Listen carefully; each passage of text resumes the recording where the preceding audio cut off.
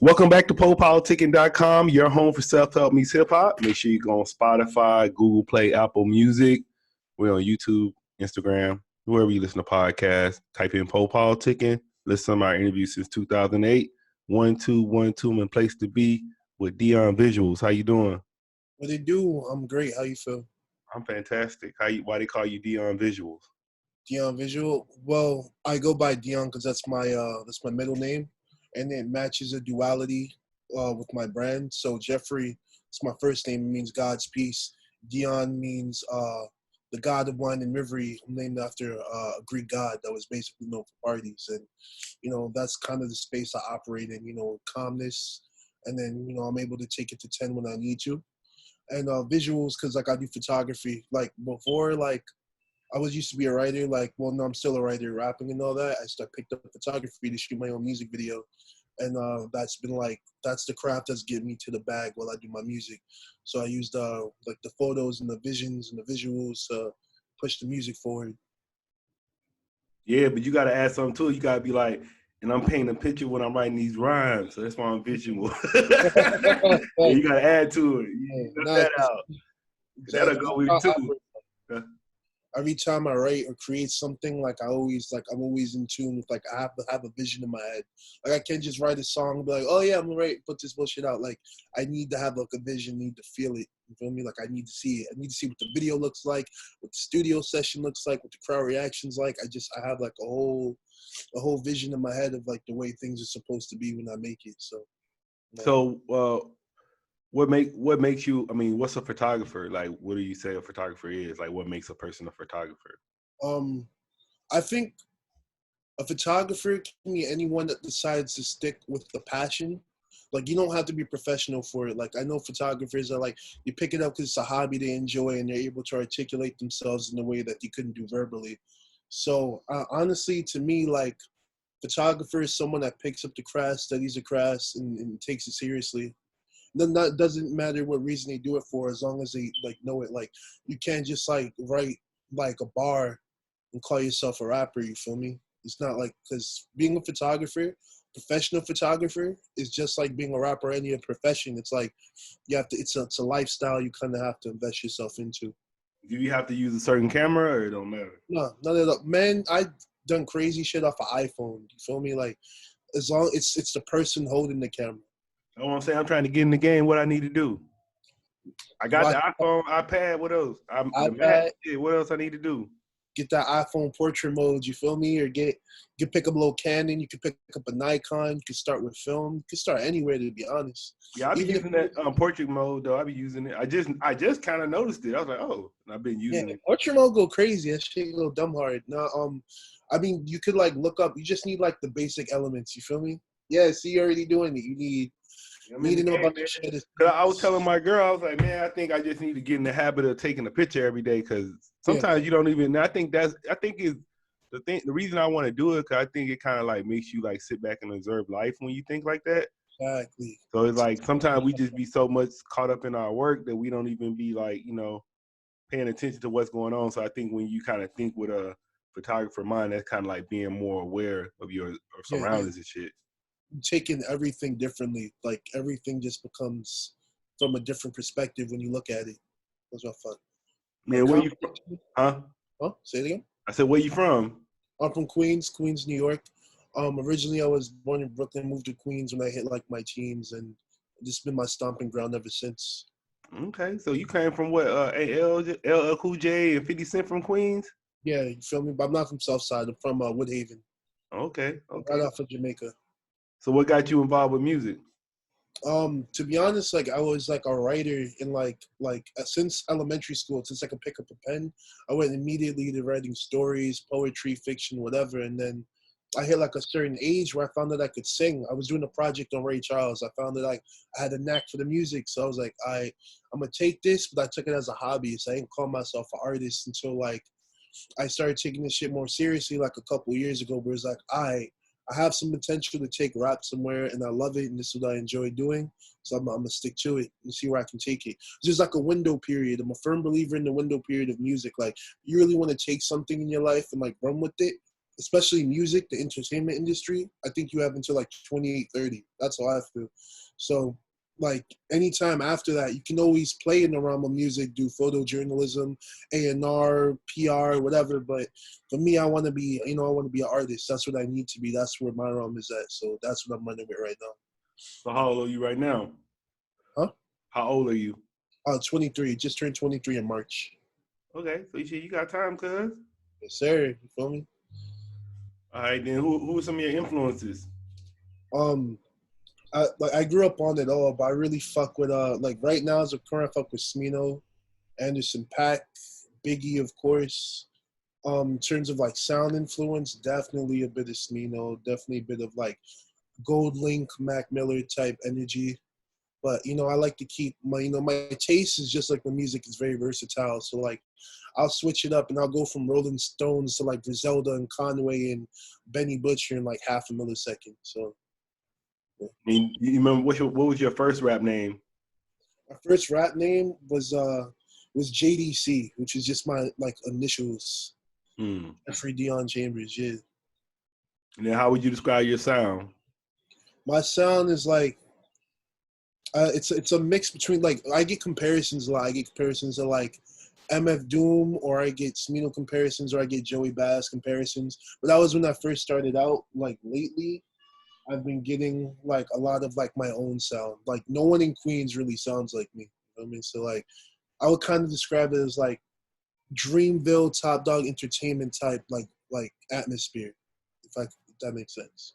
Mm-hmm. Like if I were to be signed to Dreamville or Top Dog, like this is the sound you would expect from them. Mm. That's big though. You try to say that like that, like that.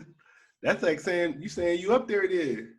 I mean, honestly, I feel like I'm capable. I feel like I'm capable. I feel like lyrically I'm capable. I feel like my songwriting has progressed because I spend so much time on my craft. Like I can't really sit here and try to compare myself and look at another nigga's lane. I make the music that sounds good to me, and then I just run with it. And like that's if you talk about influences, like that's why I listen to all the time. Like I listen to Dreamville. I fuck with JID, Dumb Heavy, Cole, and Boss is another Queens nigga. So Boss to me is like inspiration. It's like, oh, where like Queens is on like that, I bet. So that makes you want to put the jersey on even harder and go harder for Queens. Then describe your creative process when you're making songs. I usually have to be. A lot of the times, my best work comes to me when I'm actually doing something else, and that's because I get inspired in the moment. Like my most popping song right now is like at 5K on Spotify. It's called Pecan Pie, and the process of making that song is like my preferred process. I was in France. I was living in Cheville, and I was living in this beautiful garden, sunlight hitting, cup of tea, L, to accompany me. Got my notebook, and I just sit and I write, observe everything around me, take it all in. And I sit and I write, and my mind starts ticking. So usually, like when I'm in a calm like space, that's when like my words are most fluid, and I could just express myself. And what you working on right now? Your current projects? Right now I'm working on an album called The Garden, which I was working on pre-COVID, but since Corona hit, like it knocked everything out of whack, knocked the whole schedule off. My engineer ended up like catching it, so it's been like a whole big fucking thing. But now everything's calmed down. New York is about to like enter phase 2 next week. I'm gonna hit the studio again and finish the album up, which is called The Garden. It's supposed to be a summer album, which is inspired by my time in France and the ending of like a 7-year relationship. So it's just a amalgamation of all my experiences the last 2 years. So now it should be coming in like August. Oh, so you sitting there crying on the tape to my 7-year relationship. I ain't crying. There is a duality to it though. There is definitely I'm definitely in my feels, but I'm not gonna let that stop the hustle. You feel me? I'm not gonna let that shit stop the shine, because I honestly feel like despite all these adversities and everything I've overcome, like I'm still that nigga. Like I'm still here. You feel me? Live to fight another day. So what happened with your 7-year relationship? The same shit happens to every artist when they're not fully enticed by the lifestyle, like they don't fully understand it, on very different paths. And so like I couldn't afford to like risk everything I'm working on trying to make a relationship work where very well next week she could say she don't love me no more. You feel me? I feel like my career is a lot more priority right now. All right, all right, all right, all right. So, what are some of your? You kind of mentioned it, but what are some of your interests outside of music? I fuck with video games heavy. I've been a gamer since I was like 5 years old. I fuck with films very heavy. I love the classic. Like I love like especially black cinema, like all the classics like Paid in Full, like Clockers, Spike Lee, like all that. I fuck with mob movies. Scarface is like my favorite movie of all time. Like I could watch that shit 1,000 times, no issue. What's your favorite part of Scarface, the movie? Honestly, I fucking love the beginning because I'm very big on like history and politics and like what Castro was doing to like the refugees and all that. So the way he took advantage of that, like that whole chaos and like shanked that old politician for the green card, I was like, yo, like this man's is about his business. You feel me? Like libertad, libertad, and he cornered this man's and shanked him. That shit is like that just set the tone for the whole movie. So he hungry, and that's how I feel. Niggas hungry. And then give us a way you would flip a G right now. So, honestly, Sean, the stocks going crazy. Give me a I good take, stock. huh? Give me a good stock. Any type of like medicinal stock, like any like pharmaceutical company right now, anywhere that sells hand sanitizers, masks, like, because that second wave is about to hit. And when COVID first hit, all these stocks just skyrise. And, you know, they're dropping continuously as the virus kind of comes down a bit. But I know for a fact, as soon as that virus hits again, the stocks for all these medical companies are going to go crazy. So, but I'm not a connoisseur. I'm still learning myself. So I'm just placing where I feel like I think the money would be there. But it's like bittersweet. I don't really like stocks too much because you basically have to take advantage of like every world situation that's going on right now. You feel me? If there's a terrorist attack tomorrow, Smith and Wesson stocks is gonna be crazy. You know what I'm saying? Yeah. That's life Stocks. though, shit. I mean, a lot of these people that make these masks, shit, they make a lot of money off their masks. I know they probably glad this shit happened. You They know what probably I'm saying? like, shit, I'll make money over here. Cause I mean, so many people that made businesses and fucking all these people got podcasts and all this shit now. Everybody Yeah, got trying to do merch. So it's boom, people hustling, shit, people getting yeah. it. You Then gotta get I want you to give me an interesting story that happened to you. It could be anything. Just tell us interested a story. story. Yeah. Um, in general, Yeah, just whatever you want to say. shit. Interesting story. Interesting story. I almost got caught up in the swingers club in Europe. Like that shit was weird as hell. I was walking with this shorty I just met. Her name's Zabet. It's like this fire Dutch shorty from South Africa. We clicked. We was going to a club. He's like, yo, all the clubs closed. Yeah, like 10, 11 o'clock. The fuck? And we find this one spot like that's on the block. Some African cat, like you walking in front of it. You know, you looking for the club, but in French. I don't speak that shit. She speaks it. He was like, oh, it's right here. My man does like a triple knock on the door, and then you hear a button beep, and the shit slides open right in the middle of the block. And so like, oh yeah, you know, it's $70 to get in. Make sure you wear these, and they give us like plastic bags to wear on our feet. I'm like, hold on, what type of club is this? 70 B's, and we see like a couple going in and like getting them dressed. I'm like, oh, this is a fuck club. This is like a swing.